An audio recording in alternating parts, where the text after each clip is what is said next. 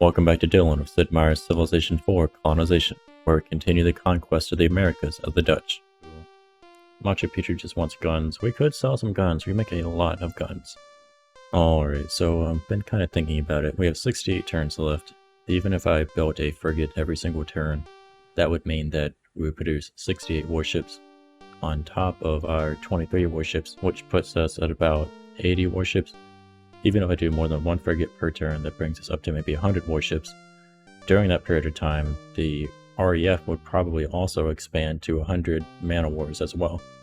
Now, in order to beat a man-o-war, we got about 50-50 odds of taking one down just straight up in a fight, frigate versus man-o-war.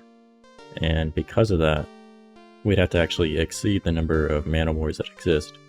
Our frigates will get more powerful over time, of course. However, I don't think we'd ever exceed maybe 70 to 80% odds of winning, so the frigate strategy might not work. I kind of think that we can actually take the RAF right now, because our soldiers right now have 10% from veteran, 20% force attack from ranger. If they land in hills, we'll get additional bonuses as well. Not quite as many, but having them land on the 2 force right here between Gamble and Remembrance is the objective. And those are the closest spaces to our spawn area. So I believe that they'll go there. That is within 4 moves, so they should be able to drop on the same turn that they spawn. Unless we try to block them. But I don't think trying to block them with the frigates makes a lot of sense. I think blocking right here, this eastern coast on the southern bit with the frigates makes sense. So that they have a hard time dropping on the open plains, which is going to be a lot harder to fight on than, say, in the forest up here. So if they drop in the forest up here, we'll be able to make use of Veteran 1 and Ranger 1 and our Rebel Sentiment bonus, which is going to bring us to about plus 44% with the Rebel Sentiment. So that's a 74% bonus with the Rebel Sentiment. Applied to 3 strength makes us about 5.22. Their troops are going to have Veteran 1 and Veteran 2, which means that they have 20% strength, which makes them strength 3.6. We have pretty good odds against that. And as they attack us, we'll be able to kill them more rapidly. Now they do have an absolute boatload of troops. We do have the ability to immediately spawn about 34 indentured servants. All of those can get guns to bring us up to 82 troops total, which is a pretty sizable number. We also have a frankly huge number of guns available. I think that we might want to focus on perhaps switching everybody from manufactured goods to other things, but the issue is that when we declare war, we'll have the option of doing the Constitution choices, and our option will be between monarchy and elections. Now elections, we get plus 100% founding father point rate, but we don't have any more founding fathers to choose, so the only real choice that makes sense is monarchy, to allow us to trade with Europe. I'm pretty sure, and this would make no sense whatsoever if we continue to be subject to the tax rate, I'm pretty sure that we won't be subject to the tax rate at that point in time. If we are, I don't know what the hell the game developers were thinking. So I'm kind of the opinion that we should get some more expert farmers rolling. And we can actually do that in the schoolhouses that we have now automatically built in every settlement, right? Yeah, because we have that one founding father that gives us schoolhouses everywhere. Because they're so cheap in new colonies to train, we should be able to spread out a couple colonies just to pump out food, and then we could recruit a bunch of colonists through food production. We could also trade with Europe to just buy people as well, since I hope the tax rate isn't applied anymore. However, I kind of think that we can just take the Revolutionary Force as it is with the troops that we have on hand. The Dragoons are probably going to get stomped pretty well with our plus 25% strength on top of everything else that we'll have in the forest as well. So we'll be able to beat the crap out of them. And we produce so many guns that it's very impressive. We might want to switch our primary shipping hub up to Gamble, or we might even want to actually establish this northern colony up here that I hadn't really counted before as a shipping hub to go to Europe. Of course, the issue is now that I can't really get much of anything from Europe just because our tax rate is insane. We get almost no money whatsoever trading with Europe now. We would have to trade with the natives to get really any kind of money whatsoever. Of course, the issue with that is that they run out of money. They don't have much left. I've got one ship full of a bunch of cigars that should be able to buy most of what the Sioux have left in terms of money. The Iroquois already pretty much bought them out completely, and then I can send some guns over to the Incans to grab some money. But other than that, I think that will be pretty much spent in terms of what else we can do. And the longer we wait, the larger the REF grows. So I'm almost of the opinion that we should just do it now. Just pull the trigger and be done with it. Well, we got one galleon on the way. We'll let that galleon go there and then come back, and then I think we'll go ahead and we'll pull the trigger. We'll give it a shot. I'm interested to see if they can actually beat me or not. Yeah, we sold all these goods and we only got like 200 gold total.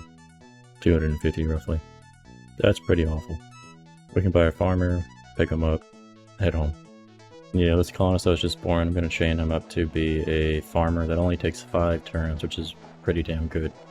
I'm going to have my galleon come home first, so that I can have everybody be ready to start going north instead of coming to Remembrance. I need to probably switch, well, I need more warehouses in Gamble actually to hold everything. So we'll build a warehouse right after the ironworks. Everyone else can just chill out. We'll move all the shipping goods up to Gamble. Gamble should have a free space, at least to the northeast right here, for our ships to slip in and out. The man-of-wars will probably just end up blockading the crap out of these tiles directly adjacent to the forest right here. We've got those warehouses and Gamble up. Now we're just going to go ahead and build a fort, why not? One final person has offered to join us, Nathaniel Hawthorne, to provide 3 outer statesmen. I might as well take that. It'll allow me to pump up my new colonies that I will build. By the way, I have 146,707 total political points available, and the highest costing political point founding father is Alexis de Tocqueville at 14,000. So yeah, we have a lot of political points. I might as well take them. 97% taxes, alright, sure. Incans are actually being nice and bringing us some more money. Well, tobacco, which is basically money. I have way too many wagon trains now, so I'm just going to stop building them completely. I don't need more. I have too many. We're actually sitting at 26 warships. That's about 1 warship per turn, which is not going to match the King's forces, which just got added to, I think. Let me check the event log. Perhaps not, perhaps not. We must be pretty close to him adding more troops, so I think it's time. It is time. I just gotta modify the inputs and outputs for Remembrance here. With these Elder Statesmen, I'm gonna put them on scouts real quick, and I'll actually have them be like the trigger for when we move. I'm gonna have one of them go there to build a colony, and I'm gonna have another one go up here to build a colony, and then I'll have one go up north, right on top of the tobacco to build a colony. Once the colonies are built, then we'll declare, we'll get some free indentured servants to add to our army. And let's see what the Sitting Bull have, or what the Sioux have. For 277 cigars, they'll give me 1,904. I'll take that, that's pretty good, considering that we'd get almost nothing from Europe. That leaves them with just a couple hundred gold though. We got the fort built in Gamble, and next up we're going to go with a dry dock. I think I do remember saying that I would make this a shipyard city as well. With the dry dock, next up we're going to do a shipyard in Gamble, and then work on frigate production right after that. I haven't calculated how many tools and guns I produce. I produce enough guns to meet demands for frigate production, pretty sure, but I'm not sure about tool production. 99% tax rate, we would gain almost nothing whatsoever from trading with them, but all our tax rate actually helps us out in a whole lot of ways. Alright, first colony is going to go down in the west. Let's just call this Westville. They're not sure they need to build anything here actually, maybe a printing press. I'll go ahead and do that. Not. Second western city goes down now. This one, let's call it Rebel City. It'll also get a printing press up and running. If we're lucky, we won't get an REF edition this turn. If we do get an REF edition, we might want to wait a couple turns before declaring. We got that shipyard in Gamble. I'm actually going to build an armory first and then roll into a frigate right after that. I'm going to build a bunch of expert farmers with our people that are getting trained up just now in all of our cities. Alright, third and final city is going down. This one's going to be Rebel Yell. I do believe it is time now. Let's see here.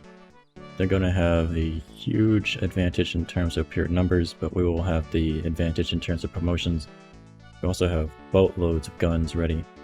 We have enough warships, I think we'll be fine to protect the southern shores. Cannon numbers are not that important. We have plenty of horses to build more dragoons if we need dragoons. Let's just give it a shot. We'll see what happens. So here we go. We're signing the Declaration of Independence. I'll go ahead and just skip this cinematic. So our stance on slavery is that all men are free. There's no point getting a 50% bonus to raw goods production. I don't see a reason to do that. Let's just go with all men are free for the +2 population per settlement. We'll go with monarchy because that's the only thing that makes sense at this point. And then we could go with Manifest Destiny for +50% versus natives, but we are not going to be attacking the natives right now. It's going to strengthen our relations with the natives instead, so we'll do native rights. And then building more Liberty Bells does not make sense. We'll do Theocracy for conversion of immigration into hammers, although we really don't need that many hammers. And we don't generate that many crosses anyway. Controlled arms for more Liberty Bell production doesn't make sense. Let's just go ahead and do right to bear arms just in case we ever have to fight with any colonists. But I don't think that'll ever make sense. And the King of Netherlands declared war on us. He does not appear instantaneously. We'll go ahead and send our ships to Europe now, and hopefully we'll be able to trade without a gigantic tax rate. My guess is that we'll have troops landing on the eastern shores next turn. We're going to lose some stupid wagon trains because they insist on going back and forth right here. Which is annoying, but it is what it is. I'll actually see if I can't turn off moving guns into this city. That might prevent them from going back and forth, but no it won't actually because there's cloth here produced in Remembrance. It won't actually because there's cloth in Remembrance that gets shipped up to Gamble. So the automated wagons are just going to get their butts kicked no matter what I do. I could fortify the shores and let them attack me amphibiously. Is that a terrible idea? We'd have veterancy, we'd have the ranger defenses, we'd also have the bonus of the forest defense as well. That would encourage them to actually attack the cities directly, but amphibious landings cause them to lose even more strength. And if we do it with soldiers, we'll have super high defensive bonuses. Of course, if they don't offload troops, we'll just siege the cities using the man of wars and reduce our defensive bonus to 0. But we're going to have 25% fortified bonus plus the Minuteman bonus, which is another 20% defense bonus. So either way, they're going to have a hell of a time trying to get off those boats. And by the way, we've got about 9 frigates in each one of these tiles here to try to prevent them from landing on the southern shores. Their man of wars can only move at 4 spaces per turn, if I remember right. Yeah, 4 spaces per turn. That means that they cannot actually land on the southern shores before our frigate fleet can react to them. I kind of think that we go ahead and do it. We push some troops onto the forest and let them dig in. Let's dig 4 in on each forest terrain. Doing that will encourage them to either amphibious attack us or wait. And we could sink them in the meantime. Well, we can sink at least some of them, not all of them. Quite a few. That leaves us with how many soldiers left in Remembrance? 19 soldiers in Remembrance. 12 soldiers in Gamble. We should be pretty effective at completely stopping them from getting off the boats, but chances are these 4 troops are going to get overwhelmed. But their sacrifice will not be in vain. Where is the king at? Does he not arrive immediately? We put the armory in Gamble. Let's start working immediately upon frigates right after that. We actually had to go through every single settlement and pull out the troops as soldiers and or dragoons. Get them to the front ASAP. Alright, overnight we shot up to 79 soldiers, plus some extras that haven't gotten their guns yet, 19 dragoons, and pretty soon the RAF should be landing. Theoretically, if they have to sail out from Europe, it would take them 2 turns to reach us. So it should be next turn that they arrive, and probably come in? We'll find out. Ah, shit. They're actually attacking the southeastern colonies. They're gonna take Sushi City back. I expected an eastern attack, not a southeastern attack. Let's see if we still pay taxes. Oh my god, we still pay taxes. That's so stupid. That is the dumbest thing I think I've ever seen about this game. Alright, so I actually failed to take into account that apparently man of wars have a plus 50% versus frigates. So we have basically no chance whatsoever of winning that fight. This means that I just have to push them against the man of wars as much as I can on 1 man of war. And lose the fight. I should have checked that. That's alright. I'm actually totally okay with losing if it comes to it. We'll probably win the ground battle no matter what, but we should be mostly okay. I'll just have to move troops from the east down to the southeast, and we'll focus on those areas. There are still some forests here that we can fight on, but it looks like they're just going to amphibious attack a lot of our people. We're just going to need more dragoons, though, to take back the settlements. And I'm going to have to turn on the fast attack, because this is going to be too much. Alright, retaking Sushi City is priority number 1. That means that we are probably just going to use dragoons to beat the living crap out of them. We have 72.6% odds of succeeding in this fight. I don't want the dragoon to end his movement on forest terrain. Well, I guess it's okay. Alright, so he has movement left over. Good thing, so we can pull back. We cannot attack again immediately. We'll just send dragoons, into them, beat the living crap out of them. Our dragoons are going to get super powerful. We have 88.8% odds. It's wonderful. Wonder if my soldiers can pull it off. They have the same odds. Soldiers it is then. Go in. The soldiers cannot maneuver though. However, they've dropped off all their troops on these man-o-wars. I'm going to throw my frigates at this man-o-war here that has not dropped any troops. We did minor damage. 3 frigates to bring it down. Acceptable losses. Already earned a great general up here in Gamble. Going to plan to move him down to here. I'm interested to see whether or not they change their focus on which place they move to.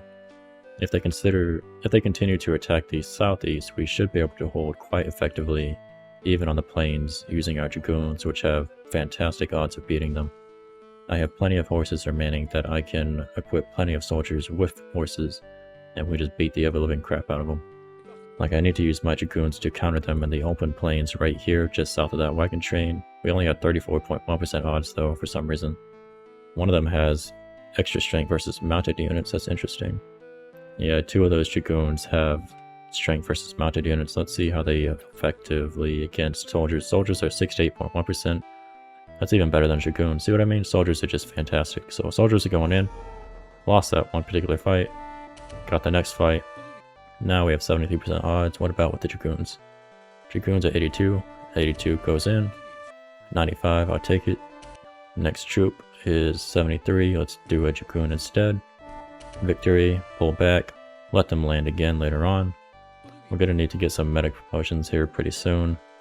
Let's push with some more dragoons into the city of Sushi City. Ideally want to take the city on this turn and then reinforce it immediately. I don't want them to think that they can just push me repeatedly in that city and get away with it. Or maybe I should just let them take the city repeatedly and they can just offload their troops. However, it looks like the man-o-wars might be stuck at that distance right there, meaning that when they offload the troops can't immediately move out from that position. Let's go after some more man-o-wars, why not? We'll build up some stronger frigates over time. 2 frigates to 1 man-o-war, impressive. Alright, next. 3 frigates down, 4 frigates down. Let's just attack these guys repeatedly. There's nothing else that we can really do with the frigates in all honesty. We lost a lot of frigates in these fights, but we have successfully pushed them back. All their man-o-wars have been defeated. We'll bring everybody back into the settlements ideally. Sushi City is retaken. We're going to start working on a fort here. We might as well do so. I didn't check to see if they had defense bonus. I don't think they get defense bonus, right? Even in settlements, apparently. So the question is now, do we dig in hard in Sushi City, or do we let them just land here repeatedly? We have tremendous defensive bonuses. We just need to put more soldiers in position to defend Sushi City, then we should be okay with holding it. They're going to try to do continuous amphibious attacks against us right there. We have so many guns just sitting around in our wagon trains, which are so stupid. They're just moving guns around like crazy. We probably have thousands of guns just in wagon trains doing nothing really. I would not be surprised. We're going to switch over to pure ship-of-the-line production. I was doing a bunch of cannons, but I think we're going to be okay without doing the cannon play here. I actually got a little concerned there for a moment that I wouldn't be able to effectively push them. But it looks like with our bonuses, we can beat the living crap out of them. I'm interested to find out whether or not I can actually kill the Arya fast enough before... Okay... Alright, so they're actually expanding their attack. I was a little bit concerned that I wouldn't be able to kill them fast enough, but it looks like they are landing in force. So we're going to have to fight a large action across the whole southeastern board. Which is fine. There's nothing wrong with that. I've actually realized that a lot of my wagon trains are paralyzed because they have like thousands upon thousands of guns that were getting moved around from colony to colony in order to establish like reserves of guns, basically. Now the issue with that is that I think they got like stuck, basically. Of course now, because we make absolutely no money whatsoever selling anything to Europe for some god-awful reason that makes no damn sense whatsoever, even though we're at war with the king, we still have to pay taxes to him for some stupid reason. There's really no point making manufactured goods at all. So at this point, we should really just turn everyone into a soldier. Every single wagon chain gets unautomated. Everyone gets recruited into the army, basically. This is going to take me a little while. Oh boy. We're going to win, but it's going to be one hell of a fight. This is actually the most expansive Civ 4 war I think I've fought. Because it's basically a war in Civ 4. Let's better move the icons up so now I have better access to them. Wonderful. We've sunk quite a few of their mana wars, but they have a ton behind that. Oh, that was one hell of a fight right there. 21% odds, he still won. Privateer won a 42%. Very nice indeed, Privateer. I think our biggest thing is going to be medic promotions in this case, so my Great General is going to get used specifically on, I think, like stacks of 4, so that I can get them all super promoted to be Ultra Medics. Iona Kabak might actually declare war on the King of the Netherlands for us. He'll just do it. We accept it. Wonderful. So now the natives are going to help us out. Not very much, but there is an armed brave here. I did see that, so I was like, why not? Let's ask everybody, actually. They haven't actually met him. That's the problem. They need to meet the king first before they can declare war on him. There's actually an issue where if I build the army too strong, we'll lose rebel sentiment overall in the colonies because the soldiers don't get counted as if they have rebel sentiment. It's basically assumed that they don't, which is a bit silly, but whatever. I think I can get away with the automated trade system still. I just got to fix everything up so that we no longer care about the manufactured goods at all. We make no money whatsoever from them, and there's really no point in using them at all. All that matters now is ore.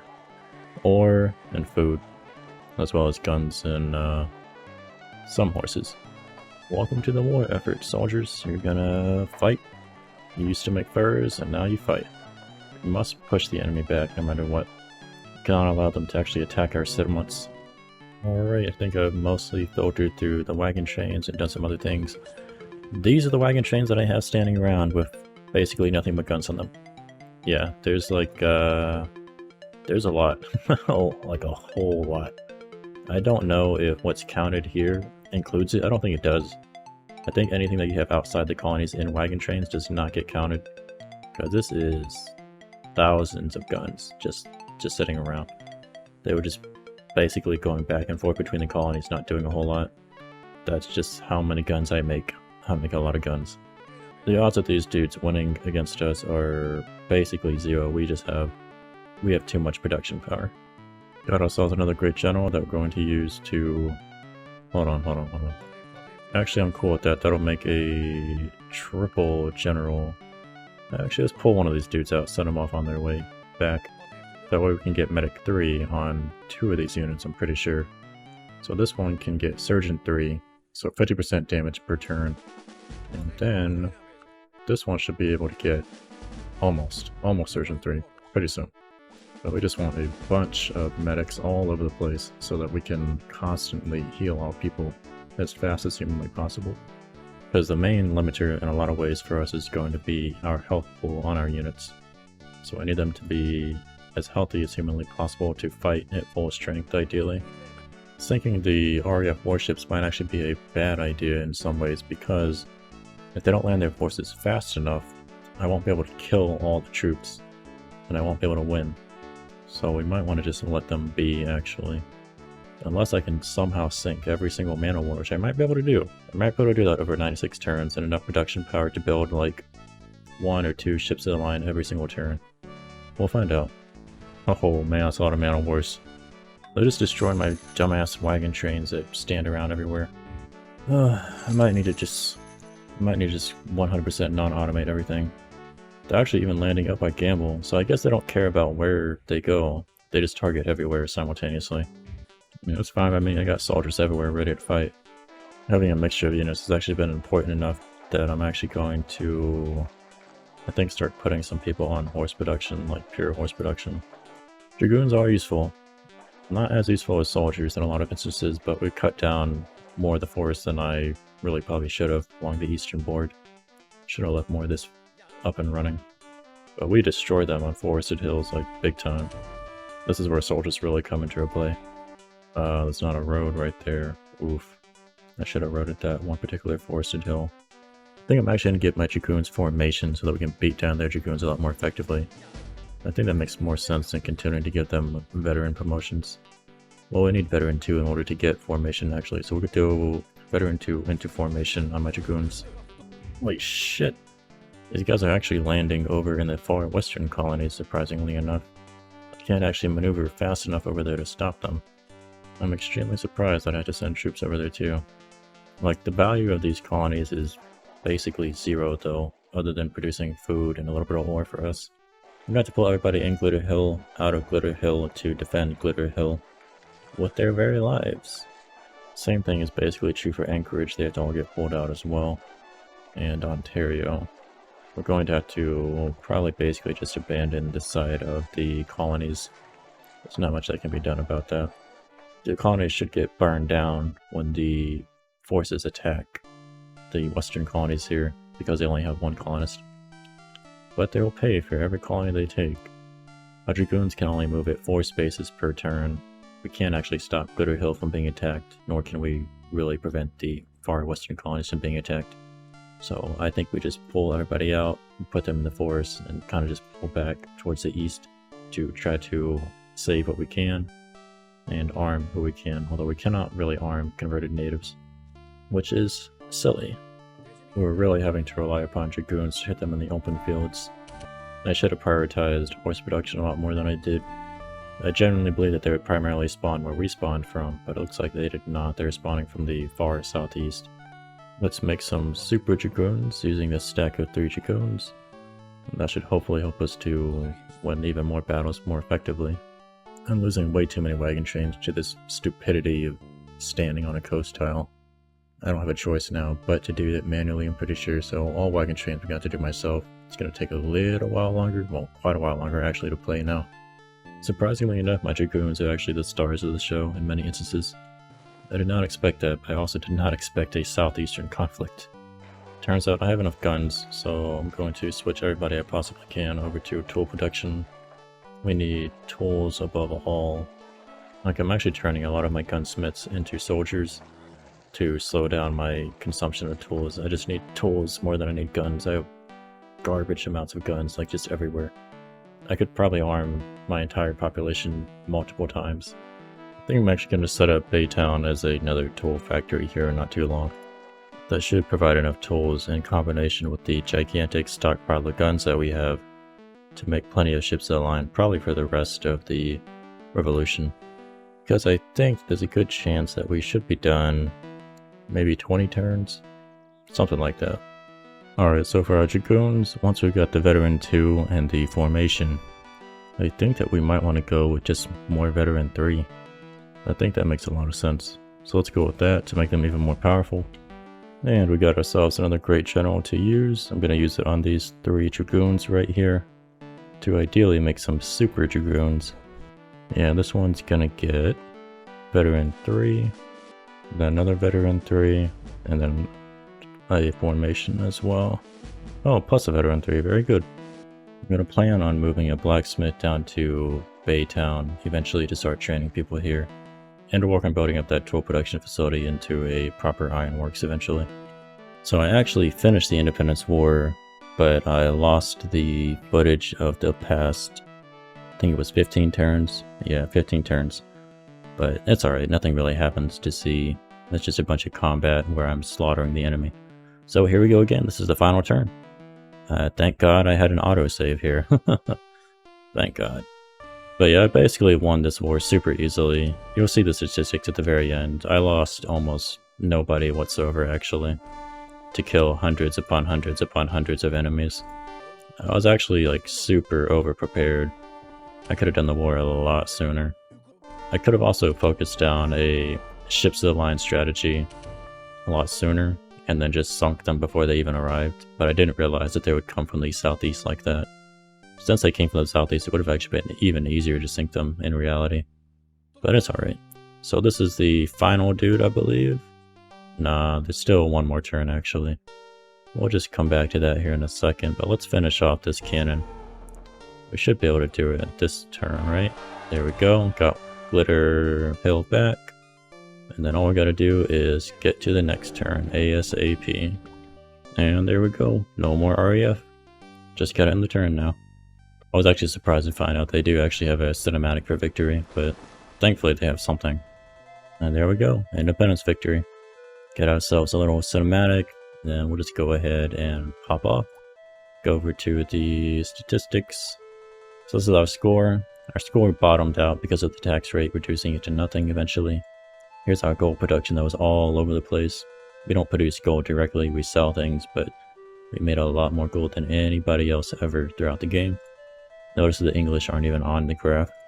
Our production is pretty incredible. Not as incredible though as our food production, which was enormous. And then our power was very, very impressive. Our Liberty Bells were even more impressive. Look at this. So we all started at about the same point, about halfway through the game. But we accelerated super fast. Top 5 settlements are, of course, all of our settlements. And here are the statistics. We killed 337 regulars, 103 artillery. We only lost like maybe 26 people total, 28 people total during the whole REF fight.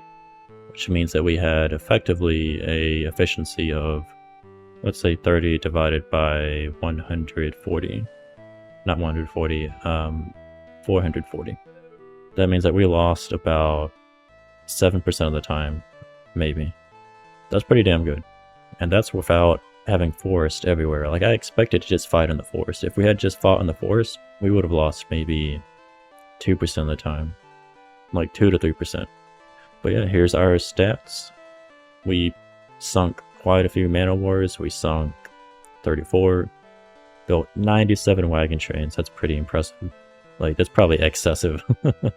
I had too many wagon trains. Yeah, I had fun. It's a fun game. I think it just has issues, like the education system is dark shit, let's be honest. The taxes still being applied after declaring independence doesn't make sense. Converted natives should be able to be armed. I wish that they had more goods. I wish they had more variety in everything. I wish they had innovated. I wish they had at least Portugal in the game. Like, Portugal deserves to be in the game. They should have been added, like, they just should have been added, 100%. I do appreciate that the RAF actually spreads their forces out more when they attack you, and they don't just attack, like, the same colony over and over based on, like, a algorithm. That's nice. And of course it looks better, but it could look even better had they actually put some more effort into making the terrain look nicer. And they could have had a lot more variety in the terrain. The original colonization had more variety in the terrain. Like, there was prairie, for instance, not just plains and grassland. But yeah, most of my issues with the game are fixed in the We the People mod. I'd definitely check that out if I were you. Anyway, thanks so much for watching. If you enjoyed the video, giving it a like would help the video to reach other people that might also enjoy the video. If you'd like to see more, you can always subscribe, and I'll see you on the next one, which will actually be a Age of Wonders 4 playthrough where we go underground. I haven't done an underground start yet. I'm looking forward to seeing how it goes. I'd also like to hear any feedback you have about the video in the comments below. Let me know what you thought about the game. Let me know your opinions. I'd like to hear all of it. Anyway, thanks again. I'll see you on the next one.